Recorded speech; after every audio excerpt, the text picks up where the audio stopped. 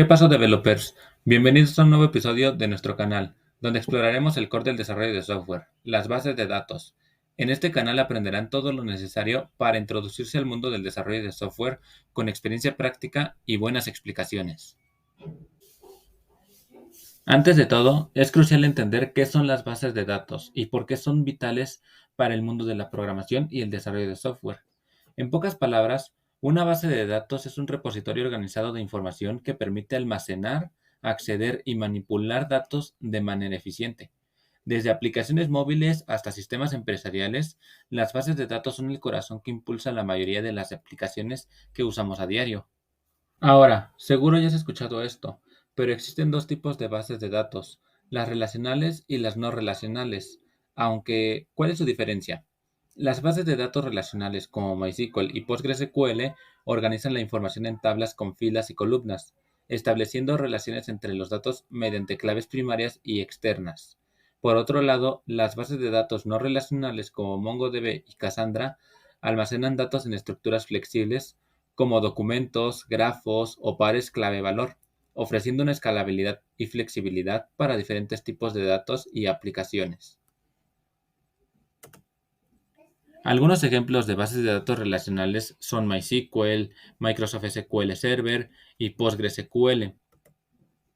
Y algunos ejemplos de bases de datos no relacionales son MongoDB, Redis, Cassandra o CouchDB. Muy bien, pasemos a una forma muy común pero útil de visualizar la estructura de una base de datos, el modelo entidad-relación. Este modelo utiliza diagramas para representar entidades, atributos y relaciones entre ellas de una manera intuitiva. Las entidades representan objetos del mundo real, como personas o productos, mientras que los atributos describen las características de esas entidades. Las relaciones, por su parte, conectan diferentes entidades y establecen cómo se relacionan entre sí. Si nos percatamos de las líneas de abajo, una quiere decir que es una relación o que se mantiene una relación fuerte, mientras que la primera establece que se mantiene una relación débil. Ahora, supongamos que queremos crear un sistema para gestionar empleados. ¿Qué necesitaremos? Primero que todo, necesitaremos un empleado. Posteriormente, estableceremos los atributos que requiere dicho empleado. Estos atributos deben de ser obligatorios o por lo menos deben de necesitarse para la existencia del empleado. En todo caso, el ID es fundamental. El ID en cada tabla que utilices en una base de datos o en un modelo entidad-relación será indispensable. Este se establece como una llave primaria. Posteriormente se va a necesitar el nombre, el apellido, el correo y la fecha de contratación. De ahí el empleado pertenece a un departamento. Dicho departamento también contiene un ID. Como lo comentaba, es esencial para toda tabla. Y dicho departamento también tendrá un nombre. De ahí podemos encontrar que el empleado tendrá un salario. El salario podrá mantener alguna bitácora. En este caso lo hicimos a forma de bitácora. Y va a poder contener el ID también, que va a funcionar como su llave primaria, la fecha de inicio, el monto que se le va a pagar al empleado y la fecha fin. Por último, tendremos la dirección del empleado. Esa dirección contendrá el ID, la dirección en línea 1, la dirección línea 2, ciudad, estado, país y código postal. Una vez que tengamos todos nuestras entidades con sus atributos, es hora de relacionarlos. Pero, ¿qué pasa cuando relacionamos una entidad con otra? Digamos que en este caso el empleado pertenece a un departamento. Entonces, el departamento va a viajar hacia el empleado, asignando o creando un nuevo campo o un nuevo atributo. ¿Qué quiero decir con esto? Que el departamento tiene ID y nombre. Sin embargo, Al relacionarse estas dos entidades, se va a crear un nuevo campo en la tabla empleado llamado departamento. De esta forma nosotros establecemos la relación em, entre ambos campos, entre ambas entidades. De esta forma lo vamos a crear. Departamento.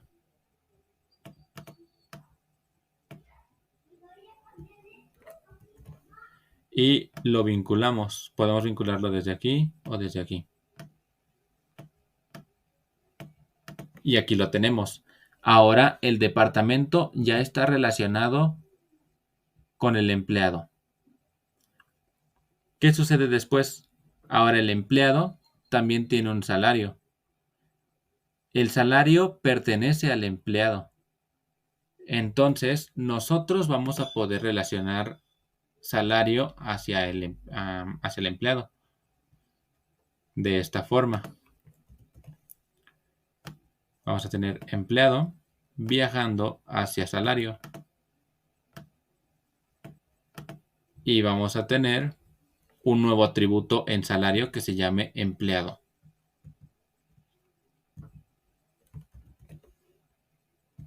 Esto se hace especialmente en las bases de datos relacionales. Tendremos empleado y tendremos su relación.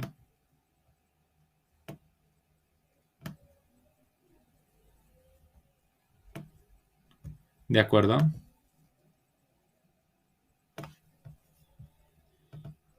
Si nos fijamos, salario también tiene un ID y tiene un empleado. Ambas van a ser llaves, pero esta va a ser una llave foránea y esta va a ser una llave primaria.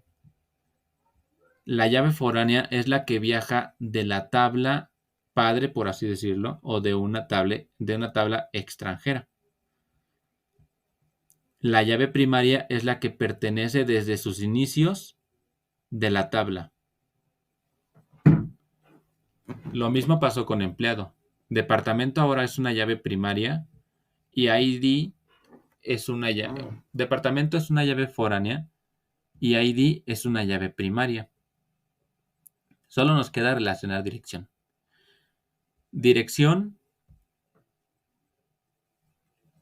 va a viajar hacia empleado y se le va a asignar de esta manera.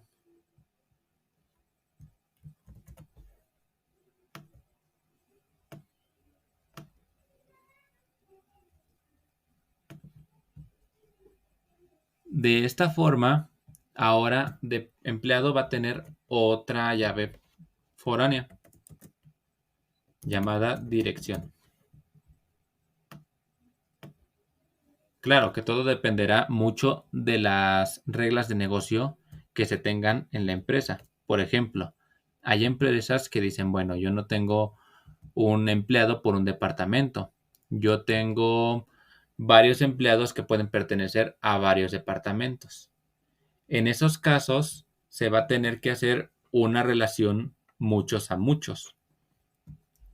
¿Qué son estas relaciones? Dentro del modelo entidad-relación existe varias relaciones. Uno a uno, uno a muchos, muchos a uno o muchos a muchos. ¿Cómo se traduce? Cuando nosotros tenemos una relación uno a uno, significa, y lo hagamos con estos ejemplos, significa que un departamento pertenece a un empleado. Cuando tenemos una relación de muchos a muchos, quiere decir que muchos departamentos pertenecen a muchos empleados. Cuando tenemos una relación de uno a muchos o de uno a muchos, significa que tenemos un empleado que pertenece a muchos departamentos. Y cuando tenemos una relación de muchos a uno, significa que un departamento pertenece a un empleado. Muchos departamentos tienen un empleado. Lo que ahorita nosotros tenemos es una relación de muchos a uno. Y lo mismo sería para la relación de uno a muchos. Pero en el caso de las relaciones uno a uno o muchos a muchos, existen ciertas similitudes, por así decirlo, o preferencias o diferencias, como queramos llamarlo. Cuando tenemos una relación de muchos a muchos, relacionarlo de esta forma hacia acá ya no es posible, porque al nosotros crear una relación de muchos a muchos, significa, si tenemos un atributo aquí como llave foránea, en esta tabla, significa que tendremos que crear muchos empleados o tal vez una copia del mismo empleado cada vez que queramos registrarlo en un departamento, lo cual es incorrecto y termina por dejarnos la tabla con una estructura mal formada. Se pierde la integridad referencial y son una de las principales reglas que debemos de acatar al crear una base de datos. En caso de que lleguemos a tener una relación de muchos a muchos, nosotros lo que vamos a hacer es crear una tabla intermedia. Dicha tabla intermedia va a ser representada por este rombo, donde se va a representar, se van a unir tanto empleado como departamento. No va a contener todos los atributos, ni de esta tabla ni de esta otra. Solo va a contener sus IDs y va a formarse una tabla puede formarse con una llave primaria compuesta o puede formarse con dos llaves foráneas y una llave primaria. En mi caso, a mí me gusta mucho hacerlo con una llave primaria y dos foráneas para detectar la relación. En este caso podemos poner empleado, departamento. ¿De acuerdo? Ahora, nosotros relacionamos esta, perdón, al revés. Esta viaja hacia acá y esta viaja hacia acá. ¿De acuerdo?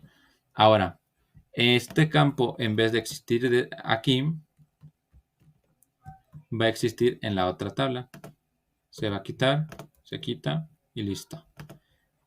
Y este otro va a existir aquí.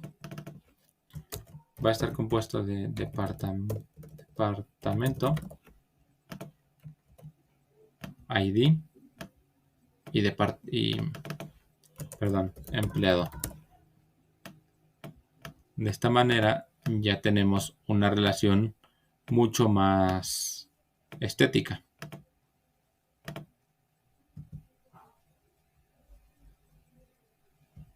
De igual forma, lo relacionamos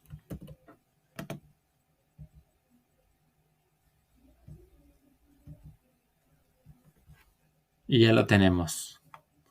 Ahora se establece esta cuenta como una tabla o como una entidad en vez de una relación.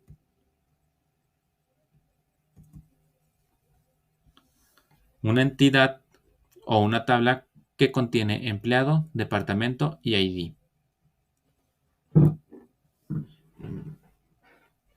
De esa forma, nuestra tabla se ve, nuestra modelo de entidad relación se ve así.